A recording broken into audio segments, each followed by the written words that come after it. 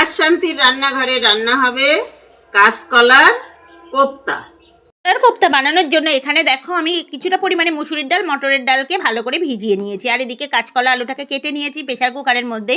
কাঁচকলার আলুটাকে সিদ্ধ বসিয়ে দিয়েছি, আর একটু লবণ হলুদ দিয়ে দিয়েছি যাতে কালো না হয়, যেখানে আমি খোসা সমেতই ব্যবহার করেছি। আর এদিকে দেখো মিক্সির মধ্যে সেই ডাল ভেজানো ডাল, আদা, একটু কাঁচা লঙ্কা পেস্ট করে নিলাম, আর এদিকে আদা, টমেটো, কাঁচা লঙ্কা ভালো করে পেস্ট করে নিয়ে দেখো বন্ধুরা সিদ্ধ হয়ে গেছে।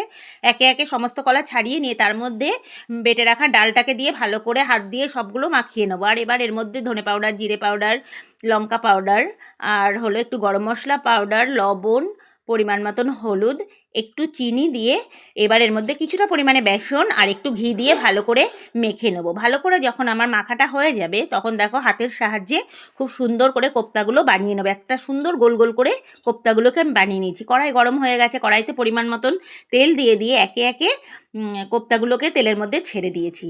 তো বন্ধুরা দেখো এগুলো যখন আমার হালকা মানে লাল লাল করে ভাজাটা হয়ে যাবে তখন একটা পাত্রে তুলে নিয়ে ওই তেলের মধ্যেই সিদ্ধ করে রাখা আলুগুলোকে দিয়ে দিয়েছি। আলুগুলো ভাজা হয়ে গেলে একটা পাত্রে তুলে নিয়ে জিরে, তেজপাতা, শুকনো লঙ্কা ফোড়ন দিয়ে বেটে রাখা মশলাগুলো তেলের মধ্যে দিয়ে দিয়েছি। মশলাগুলো দেওয়ার পরে আমি দেখো লবণ, হলুদ দিয়ে দিয়েছি, আর এর মধ্যে আমি এবার একটু জিরে পাউডার, ধনে পাউডার, কাশ্মীরি লঙ্কার গুঁড়ো দিয়ে ভালো করে মশলাটা কষে নেবো। মশলা থেকে যখন তেল ছেড়ে দিয়েছে পরিমাণ মতন জল দিয়ে দিয়ে ঢাকা দিয়ে দিয়েছি। তো 10 মিনিট পরে ঢাকনাটা তুলে একে একে কোপ্তাগুলোকে ঝোলের মধ্যে দিয়ে দেবো, আর আলুগুলোও দিয়ে দিয়েছি। তো বন্ধুরা কিছু সময় ফোটানোর পরে দেখো বন্ধুরা কি সুন্দর এক একটা কোপ্তাগুলো ফুলে উঠেছে। তো আমার তৈরি হয়ে গেছে কাঁচকলার কোপ্তা।